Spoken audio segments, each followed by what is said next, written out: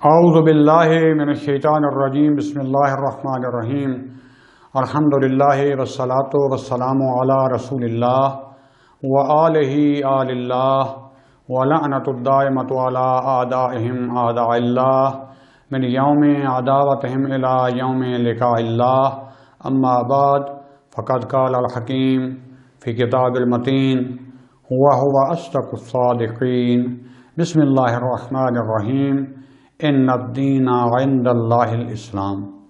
میرے انتہائی واجب الاحترام علماء کرام، دوستان عزیز، طلاب کرام، ہماری بحث چل رہی تھی انسان شناسی اور جہان شناسی میں، اور ہمارا یہ آج 5واں درس ہے۔ چوتھا درس جہاں پر ہم نے اختتام کیا تھا وہاں ہم نے روح اور جسم کے تعلق کی بات کی تھی۔ اب آج ہم جس بات پر جس موضوع پر بات کرنا چاہیں گے کہ انسان کی حقیقت، جس کو ہم کہتے ہیں من، میں، یا فعلاً جو ہم نے ملا صدرہ کا نظریہ پیش کیا تھا، جس میں وہ فرماتے ہیں کہ روح اور جسم کا اس دنیا میں عمیق رابطہ اور پیوند ہے، یہ لازم و ملزوم ہے۔ تو اب یہاں پہ بات ہوتی ہے کہ ہماری حقیقت کیا ہے، ذرا کھول کے بتائیں کہ صرف جسم یا صرف روح۔ اس کو بتانے کے لیے دلیل میں لے کے آؤں گا کہ ہماری یہ حقیقت، اس کو کہتے ہیں سے طبقے، طبقہ کہتے ہیں پہلا طبقہ، دوسرا طبقہ اور تیسرا طبقہ، جیسے بلڈنگز میں ہوتی ہیں، پہلا پورشن، دوسرا پورشن، تیسرا پورشن۔ ہماری حقیقت کی بھی جو ہے تقریباً جو مثال یہاں تک کہہ دیں کہ ہمارے روح کی، ہماری وہ جو حقیقت ہم نے جو ہے وہ بیان کی ہے، اس کی مثال جو ہے وہ اس طرح کیا کہ ایک دفعہ وہ جسم کے ساتھ ہے، اگرچہ وہ خود اس کی حقیقت مجرد ہے، لیکن یہاں جسم کے ساتھ ہے جسمانیت الحدوث، جسم کے بغیر اس دنیا میں وہ کام نہیں کر سکتا۔ اس کے بعد دوسرا اس کا طبقہ جسم ہے کہ جہاں پر اس کا جسم ہے، دوسرا طبقہ، دوسرا پورشن یا دوسرا حصہ جو ہے، وہاں اس کا جسم وغیرہ سارا اسی طریقے سے ہے، لیکن وہ جسم مادی نہیں ہے، اس کے بھی خصوصیات بیان کروں گا۔ اور تیسرا جو اس کا درجہ ہے، تیسرا جو اس کا پورشن ہے، تیسرا جو اس کا وہ حصہ بنے گا، وہ کیا ہے؟ مجرد محض ہے، یہ سمجھنے کے لیے۔ تو اب جو ہے اس میں ہم بات جو کر رہے تھے ان تین طبقات کے علاوہ سے، اس کو ہم کیسے کریں گے؟ بس ہماری حقیقت مجرد ہے یا مادی، تو اس میں جو ہے ہم کیا کریں کہ ہم جسمانی خصوصیات کو، جو جسم کی باڈی کی خصوصیات ہیں، مادہ کی خصوصیات ہیں، اس کو ہم علیحدہ کریں کہ اس کی کیا کیا کوالٹیز ہیں، کیا کیا اس کی صفات ہیں، اور روح کی صفات جو ہے اس کو علیحدہ کیا جائے، پھر دیکھا جائے کہ آیا ان میں سے کوئی صفات آپس میں ملتی ہیں یا بالکل جدا ہیں۔ اس کے لیے اب کیا کریں گے؟ پہلے جو خصوصیت بیان کی ہے کہ جو ہم کہہ رہے ہیں کہ یہ اس کے 3 درجات ہیں، 3 طبقات ہیں، تو اس کو کیسے ہم دیکھیں؟ تو اس کے لیے جیسے دوسرے علوم میں ہوتا ہے، جیسے ایک بیالوجیکل دنیا ہے جو مثال کے طور پر جسم پر، جانوروں پر مثلا جو ہے حیاتیات میں جو بندہ تحقیق کرتا ہے، وہ کیا کرتا ہے؟ وہ جانوروں کی، پرندوں کی اور حشرات کی، ان کو پہلے طبقہ بندی کرتا ہے۔ یہ پرندے ہیں، یہ حیوان ہیں، یہ حشرات ہیں۔ پرندوں میں پھر ان پرندوں کی یہ اقسام ہیں، جانوروں کی یہ اقسام ہیں، حشرات کی یہ اقسام ہیں۔ طبقہ بندی کر کے پھر کئی سال زندگی لگ جاتی ہے، یہ جنگلوں میں، پہاڑوں میں، صحراؤں میں، دریاؤں میں، سمندروں میں تحقیقات کرتے ہیں دن رات، اور اس کے بعد تجربات کے پھر یہ علیحدہ ان کی صفات، ان کے حقائق بیان کر نتیجہ نکالتے ہیں۔ اسی طریقے سے جو کیمسٹری والے حضرات ہیں، کیمسٹ ہیں، وہ کیا کرتے ہیں؟ وہ بھی عناصر کی ترکیب، ان کو غیر ترکیب، ان پر جو ہے لیبارٹری میں بیٹھ کر شب و روز، دن رات، کئی سال زندگیاں لگ جاتی ہیں، کئی نسلیں لگ جاتی ہیں، وہ لیبارٹری میں بیٹھ کر جو ہے ان عناصر کی چھان بین کرتے ہیں، اور اس کے بعد پھر ان کو حقائق کا پتہ چلتا ہے۔ اسی طریقے سے ایک انسان شناس اور جہان شناس، جو انسان کی پہچان اور معرفت حاصل کرنا چاہتا ہے، جو جہان کی معرفت حاصل کرنا چاہتا ہے، ان کی حقیقت کو موجودات عالم، پوری دنیا، عالم کی موجودات، ان کے بارے میں ریسرچ کرنا چاہتا ہے، یہ کرے گا، ان کی طبقہ بندی کرے گا، اس کے بعد پھر اس کو آ کے یہ موقع ملے گا کہ یہ من میری اور یہ ہستی جہان اس کی جو ہے حقیقت سے آشناس ہو۔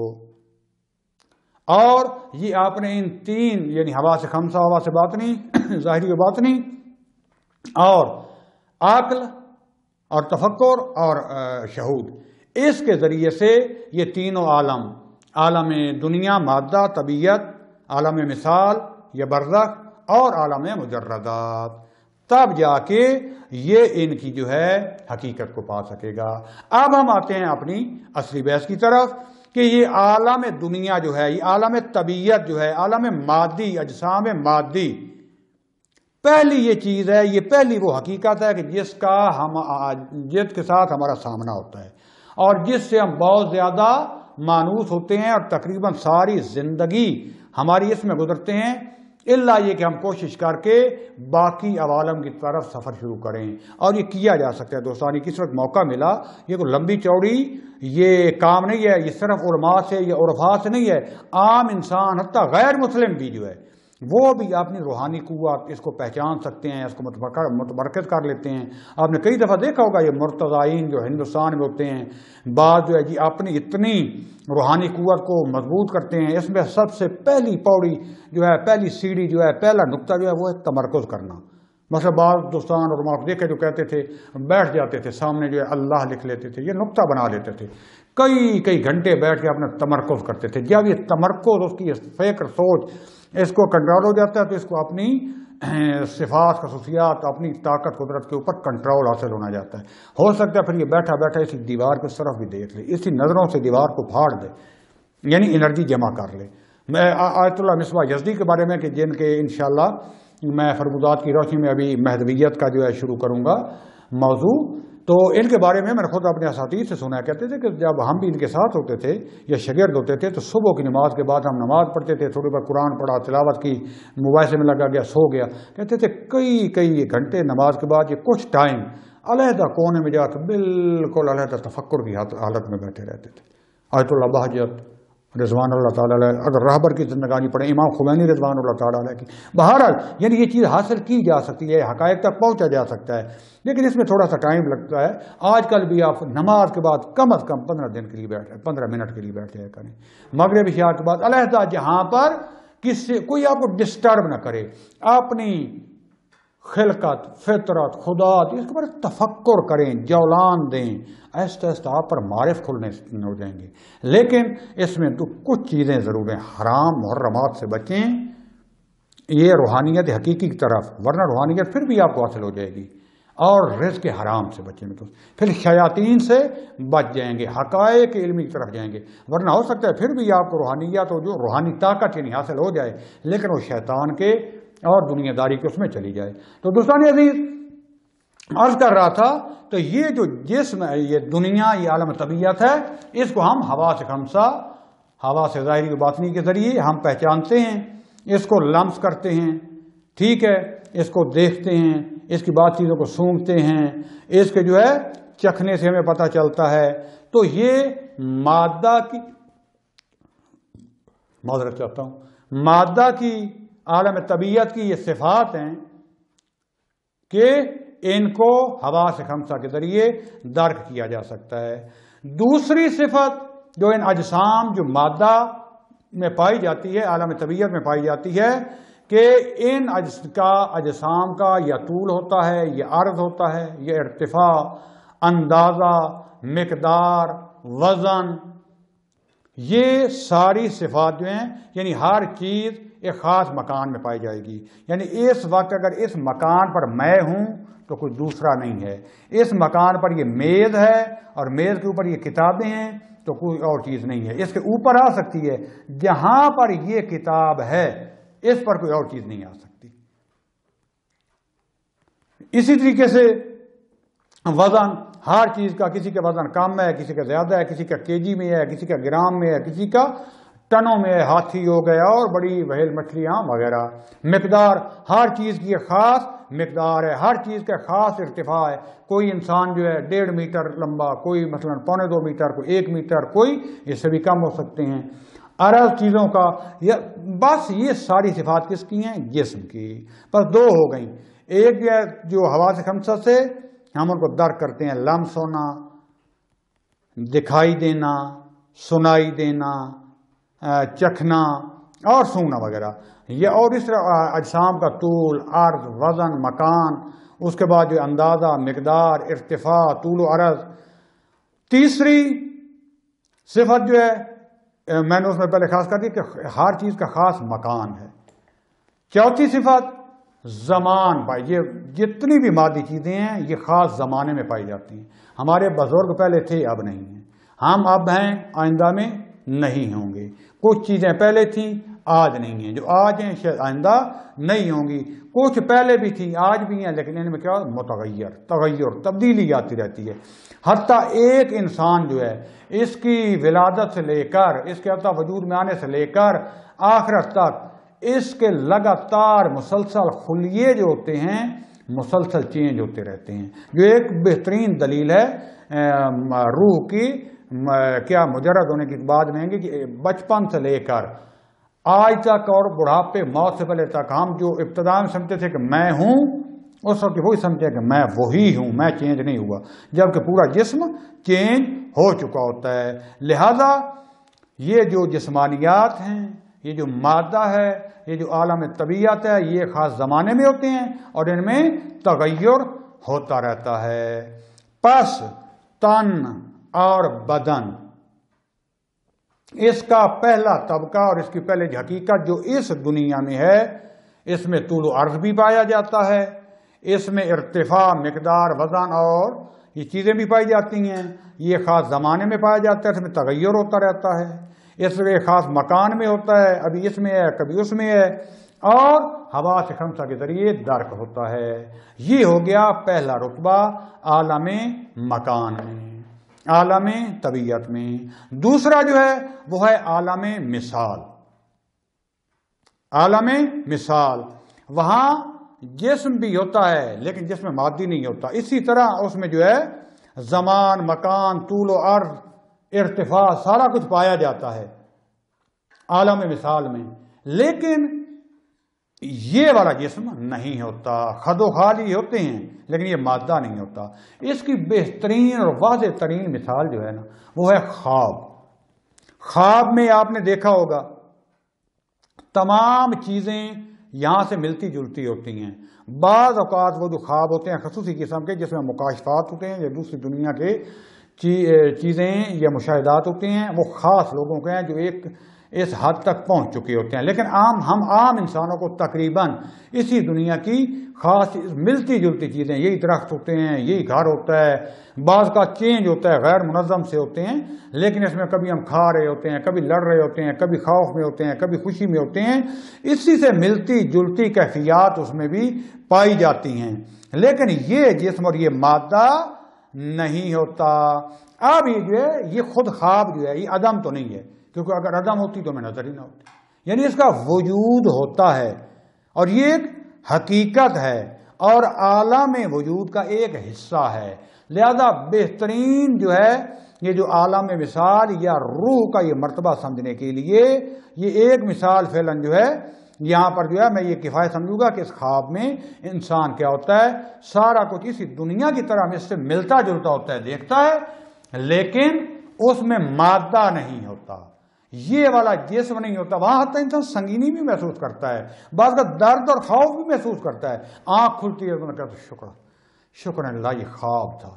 بعض کا جو ہے محلوں میں پھر رہا ہوتا ہے، کیا عیاشی کر رہا ہوتا ہے، جیسے آنکھ کھلتی یہ خواب کبھی حقیقت ہوتی.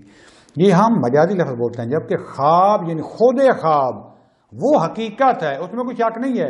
ہاں اب وہ خواب سچا ہے یا نہیں ہے، واقعہ کے مطابق ہے، یہ ایک علیحدہ بحث ہے. لیکن اس کے وجود ہونے میں اور ہمارا خود اس میں وجود ہونے میں کوئی شک و شبہ نہیں ہے. یعنی وہاں پر بھی ہم ہوتے ہیں، مثلا وہاں بات کر رہے ہوتے ہیں کہ میں کہہ رہا ہوں تم میں سے ہیں، وہ مجھے مخاطب اور ہوتا ہے، جیسے مردگان ہمیں بتا رہے ہوتے ہیں، ہم ان کو بعض کا دوست مل رہے ہوتے ہیں، میں باتیں کر رہا ہوتا ہوں، میں درک کر رہا ہوتا ہوں کہ میں ہوں وہاں پر. اور جب بندہ جاگتا ہے اکثر یاد بھی ہوتا ہے میں نے یہ خواب میں کیا، یعنی عالم خواب میں. تو اس سے یہ ثابت ہو گیا کہ جسم جو ہے بغیر مادہ کے بھی اسی شکل و صورت میں ہو سکتا ہے. میں یہاں پر ایک جو ہے شہید مرتضی مطہری علیہ الرحمہ، کیونکہ انتہائی عالم دین، محقق، عارف، فقیہ تھے، اور کم از کم ان سے جھوٹ کی توقع نہیں ہے. انہوں نے جہاں اور بہت سی مثالیں بیان کی ہیں، ایک مثال وہ بیان کرتے ہیں، کہتے ہیں کہ ایک دن میں نے خواب دیکھا. خواب میں کہتے ہیں تہران کی سڑک پہ جا رہا ہوں، تو ایک کہتے ہیں وہاں کا مشہور سینما تھا، اس کے قریب سے گزر رہا ہوں، تو وہاں ایک بوڑھا پڑا ہوا جو ہے کراہ رہا ہے، لوگوں کو مدد کے لیے بلا رہا ہے، لوگ آ جا رہے ہیں، کوئی اس کی آواز نہیں سن رہا.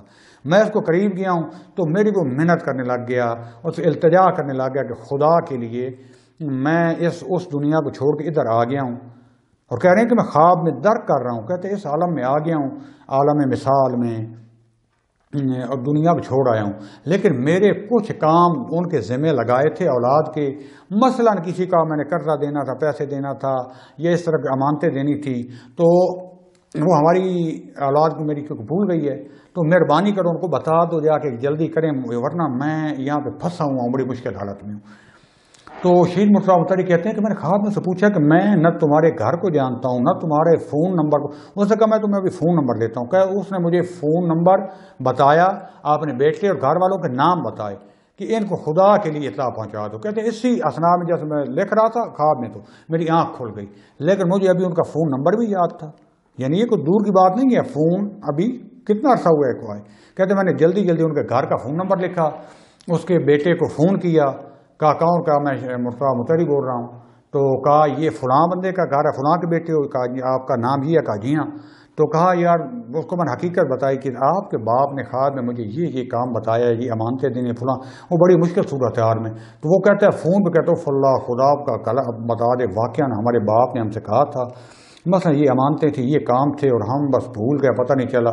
تو وہ کہتے ہیں فوری انہوں نے ادا کیا، اور اس طریقے سے خدا بند عالم نے جو ہے اس کی خلاصی کی. آگے کیا ہوا میں نے بات یہاں تک شہید مرتضی مطہری کا خواب جو ہے وہ پڑھا ہے. تو لہذا دوستان عزیز یہاں پر یہ ثابت ہو گیا کہ ہم خواب میں یہ سارے حقائق دیکھتے ہیں، درک کرتے ہیں، پریشان ہوتے ہیں، اس میں قدرت کا احساس ہوتا ہے، وزن کبھی اٹھاتے ہیں، کبھی ایک دوسرے سے لڑائی یا مثلا کشتی کر رہے ہوتے ہیں، اور خدا جانتے کبھی کبھی بڑے پریشان، کبھی خوشحال، اور یہ ساری چیزیں ہم درک کر رہے ہوتے ہیں. اور مجھے پتہ ہوتا ہے کہ میں درک کر رہا ہوں، میں اپنے باپ سے بات کر رہا ہوں، آج مجھے والد صاحب ملے تھے، آج مثلا میرا بھائی یہ کہہ رہا تھا، اور اس طرح کی یہ ساری چیزیں جو ہیں یہ حقیقت میں موجود ہیں، اور ہم ان کو درک بھی کرتے ہیں. اور بہترین یہ مثال ہے کس کی؟ اس تجرد کی، یا تجرد یعنی یہ جو درمیانے طبقے والا جس کو ہم عالم مثال کہتے ہیں، یا جس کو عالم برزخ کا وجود بھی کہتے ہیں. اور اس کے اوپر جو ہے کیوں یہاں پر جو ہے جسم وغیرہ ساری چیزیں ہوتی ہیں لیکن مادہ نہیں ہوتا.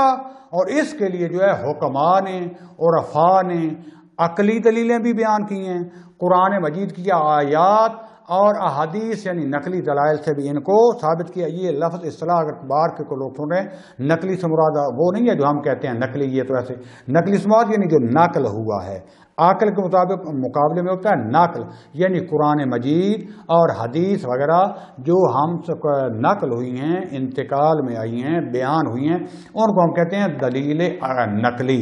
یعنی ہم مسلمان جو ہیں ہم اگر عقل کی دلیل کو بھی مانتے ہیں تو قرآن اور حدیث جو حدیث متواتر ہو، اتھینٹک ہو، اس کو مانتے ہیں، اس کو کہتے ہیں دلیل نقلی.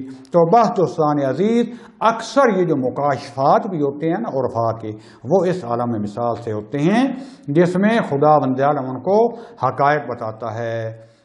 دوستان عزیز یہاں تک جو ہے تقریباً ہماری بحث ختم ہو چکی ہے. میں جلدی میں جو ہے یہاں پر جو ہے بعض مادہ پرست اور یہ جو ہے اعتراض کرتے ہیں، ان کا جواب دیتا جاؤں.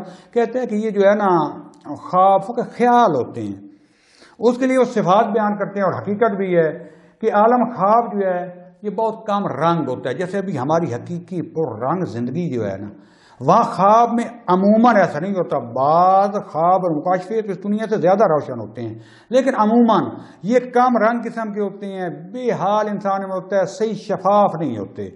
ایک ان کی یہ صفت ہے۔ اس کے بعد غیر منظم ہوتے ہیں۔